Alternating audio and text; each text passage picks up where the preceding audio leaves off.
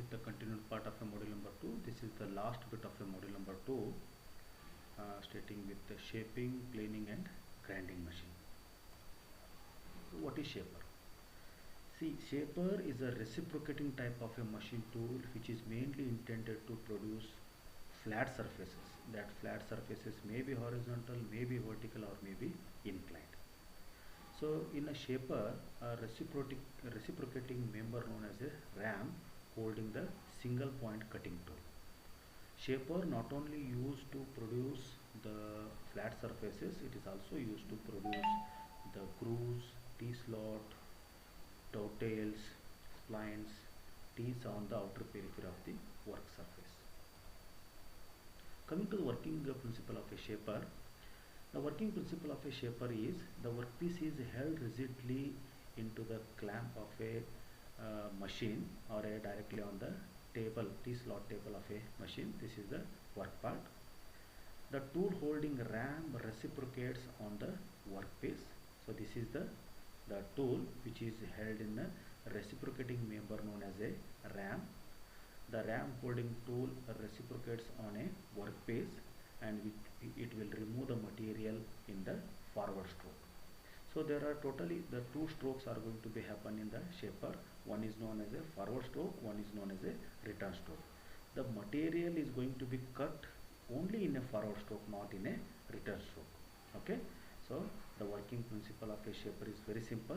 The workpiece is held rigidly in the machine hoist of a shaper table. The the tool holding ram which will reciprocate on the workpiece.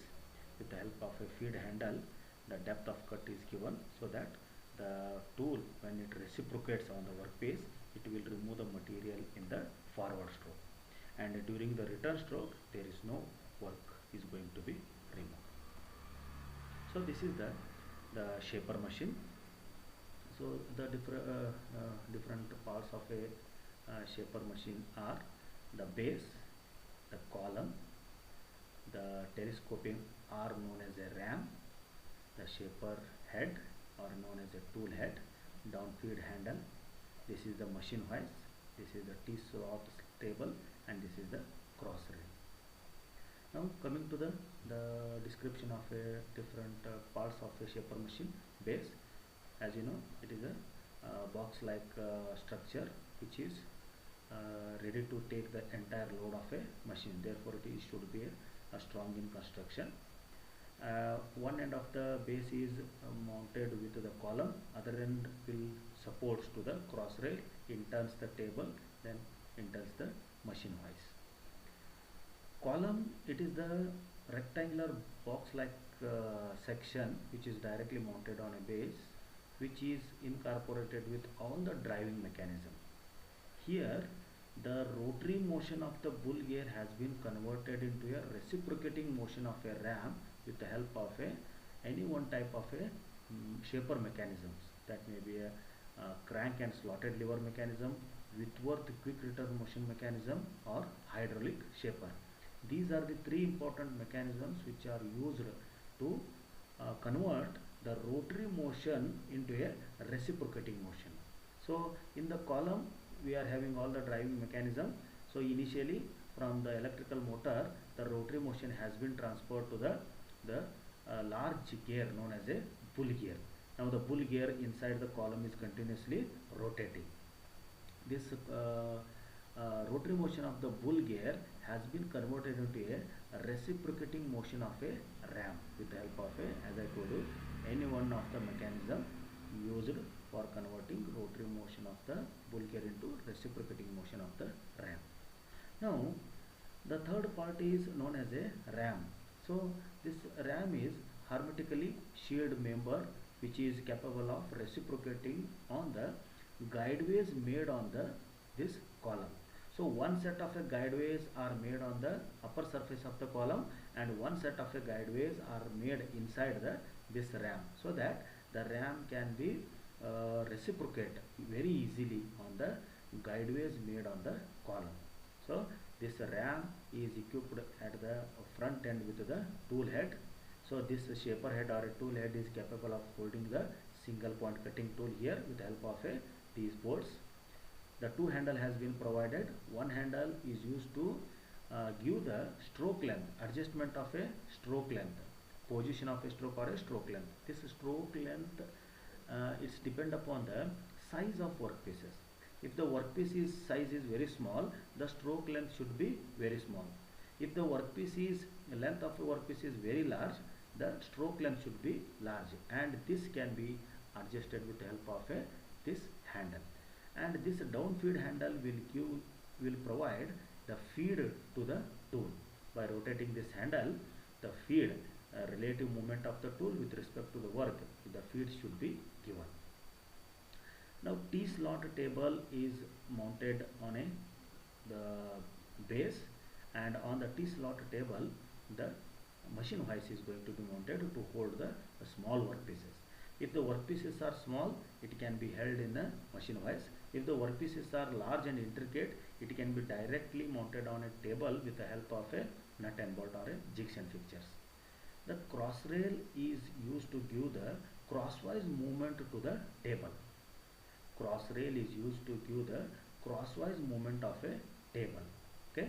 Now coming to the working, this single point cutting tool is held securely in the tool head. The tool head is mounted on a front end of this reciprocating member known as a ram. Ram is directly mounted on the upper surface of a column. The column is mounted on a base. Column is having all the driving mechanism. In the column, the bull gear is going to be mounted. From the electrical motor, the motion has been transferred to the bull gear. From the bull gear, the rotary motion is converted into a reciprocating motion of a ram. Now tool holding ram continuously reciprocates. With the help of this down feed handle, the feed is given. And the tool is coming to contact with the work surface during the forward stroke, and the material is going to be removed. And during the return stroke, there is no material is going to be cut. Okay. So any one of the mechanism is used to convert rotary motion of the bull gear into reciprocating motion of a ram. Okay. This is the working of shaper machine. So shaper machine is mainly used to produce the flat surfaces. These flat surfaces may be horizontal, may be vertical, may be inclined. Not only flat surfaces, it is also used to produce the teeth, splines, grooves, dovetails on the outer periphery of the work surface. The workpiece is securely held in the machine hoist or directly on the T-slot table, and the ram holding the tool, it reciprocates on the workpiece, which will remove the material in the forward stroke only. Okay, this is the working of a shaper. Now coming to the planer machine. See, planer machine is similar to that of a shaper machine, but only difference is that it is a large in size. And which is used to machine the very large and intricate workpieces. The workpieces which cannot be accommodated or which cannot be machined on a shaper machine, that type of workpieces can be machined on a planer machine. Okay. So planing is also a machining operation in which the large amount of material can be removed from the surface of the workpiece, and this planing operation is used to produce the flat surfaces. Flat surfaces may be horizontal, may be vertical, may be inclined, producing the large grooves, slots, keyways on the outer periphery of the work surface with the help of the single point cutting tool. Okay. Coming to the working principle of a shaper. The working principle of shaper is different than the working principle of a planer. So in the planer, here the workpiece is held on the table. The long table is provided. The workpiece is held on the table, and the tool is held in the tool head of a planer machine. Here the tool is stationary. Try to understand. Here the tool is stationary, and the workpiece which is held on a long table which passes under the tool. In the shaper, workpiece is stationary, tool is reciprocating. But in the planer, the tool is stationary, means tool is fixed at a position, and workpiece itself moves on the table, with the table under the this workpiece, and the feed is given by giving the feed to the tool, and material is going to be removed in the forward stroke of this planer operation. Okay, so the working principle of a shaper and the working principle of a planer is different. Now this is the planing machine. Now with this figure you can understand how the planer machine. So planer machine is bigger in construction as compared to the shaper. Here it consisting of a vertical column. There are two vertical columns are there, and one cross rail is there. This is known as a cross rail. This is the horizontal member. These are the two vertical members. So this vertical members are having the lead screw inside it, and this cross rail horizontal member is also having one lead screw inside it. So this cross rail can be moved up and down on the vertical column. This cross rail can be moved up and down on the vertical columns to accommodate the different height of workpieces. So this is the T-slot table. It is a very lengthy table. Okay, this is the reciprocating table. So this table itself reciprocates inside the tool. Now this is known as a cross rail head. Okay, this is the cross rail, this is the cross rail head. So the cross rail head is capable of holding this single point cutting tool in it. This cross rail head can be moved to and fro to accommodate a different position of workpieces, and the workpiece is held in this reciprocating table, and during machining operation the tool is stationary at its position. The workpiece is mounted securely on this reciprocating table, and this reciprocating table continuously reciprocates inside the tool, and feed is given by the tool by moving this cross rail on the vertical column. So it consisting of two vertical columns, one cross rail, right? So this on the cross rail head is mounted. Cross rail head is capable of holding the single point cutting tool. The difference between the planing and shaping is that in the shaper, workpiece is stationary, tool is reciprocating, but here tool is stationary, workpiece along with the table is going to be reciprocating, but feed is given by tool itself. With the help of a movement of this cross rail on the vertical column, the feed is given by the tool on the workpiece, and the material is going to be removed. So you can make the difference between planing and shaping machine. So shaper is smaller in construction, planer is larger in construction. In the shaper, workpiece is stationary, tool is reciprocating. In the planer, workpiece is reciprocating, tool is stationary. And one more important aspect of a planing machine is that here more than one this drill head can be mounted. Means, so one drill head can be mounted here, another drill head can be mounted on a vertical column, another drill head can be mounted on another vertical column. So with this, the simultaneous operation can be done. Simultaneous operation means, so this drill head can be used to remove the material from the surface of the workpiece, and other two drill heads which are mounted on two vertical columns can be used to remove the material from the side of the workpiece. Means at a time two surfaces can be machined with the help of a planer. That is known as a simultaneous operation. So this feature we cannot have in a shaper machine. Okay, so this is the planing machine. Now coming to the grinding. So grinding is the metal cutting operation in which a very small amount of material is going to be removed from the surface of the workpiece in terms of a microns, means in terms of a powder, to give the better finish and accuracy. Even though grinding is a metal cutting operation, but it is considered as a finishing operation, where we are going to be remove a very small amount of material from the surface of the workpiece with the help of the rotating wheel known as a grinding wheel. So here the construction of a grinding wheel has been shown in a very large manner. So this is the workpiece, right? These are the sharp grains which are having the sharp cutting edges, and this is the bond. Bond means it is the adhesive. So how the grinding wheels are going to be made? So these grinding wheels are going to be made with the help of large number of grains.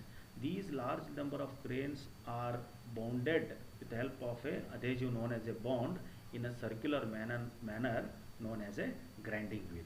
Now the grinding wheel is mounted on the spindle of a grinding machine, and the workpiece is fed against to the grinding wheel, which will remove the small amount of material in terms of a powder. That's why grinding is considered as the finishing operation.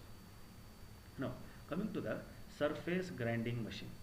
So as the name indicates, surface grinding machine means it consisting of the grinding wheel. As I told you, this grinding wheel is made up of a large number of abrasive particles. These abrasive particles act as a single point cutting tool. These abrasive particles are very sharp in nature. These abrasive particles are held together in the form of a grinding wheel with the help of the adhesive known as a bond. So bond holds all these abrasive particles in a tight secured manner, and it can be made in the shape of a circular disc, and it is known as a grinding wheel. So in the surface grinding machine, the grinding wheel is rotating about its own axis on the spindle of a machine. The workpiece is mounted on a magnetic table. No work holding devices are necessary in the surface grinding machine, as the workpiece is directly mounted on this magnetic table. The magnetic table can be capable of moving in the to and fro direction, up and down direction, and longitudinal direction, right? So the grinding wheel is rotating about its own axis. The workpiece, which is mounted on a magnetic table, can be fed against to this rotating wheel, and when this rotating wheel is come into contact with the work surface, a very small amount of material has been removed from the surface of the workpiece in terms of a microns to give the better surface finish and accuracy. So the table of a grinding machine has got three movements. One is the table can be moved in the longitudinal direction, the table can be moved in a up and down direction, and the table can be moved in a to and fro direction. So with these three directions, the entire surface of a machine can be easily grinded. Is known as a surface grinding machine. Okay. Then next one is cylindrical grinding machine. So the cylindrical grinding machine, it consisting of this grinding wheel, which is mounted on a spindle of a machine, and the circular workpieces. The circular outer periphery of circular workpieces can be grind with the help of this cylindrical grinding operation. So for this, the workpiece is held securely in the two centers of a cylindrical grinding or horizontal grinding machine. Now the workpiece is rotating about its own axis, and the grinding wheel is fed against to this rotating workpiece, and the movement of a workpiece can be given so that the workpiece can be moved to and fro or in the longitudinal direction, passes over the grinding wheel to remove the small amount of material from the entire surface of the workpiece. If the width of a workpiece is less than the width of a grinding wheel, then the grinding wheel it is going to be moved. If the length of the workpiece is more than the width of a the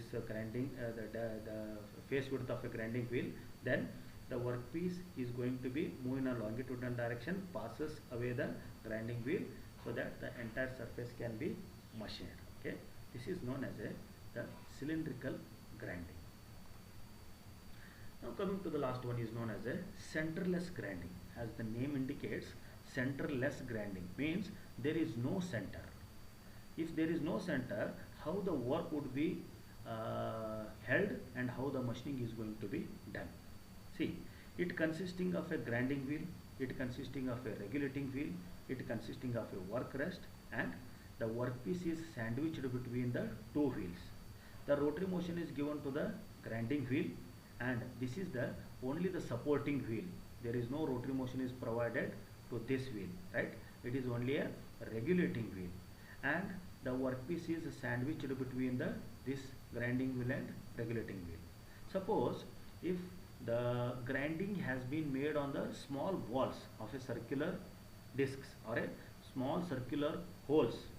So these type of small circular holes can be grinded with the help of a centerless grinding.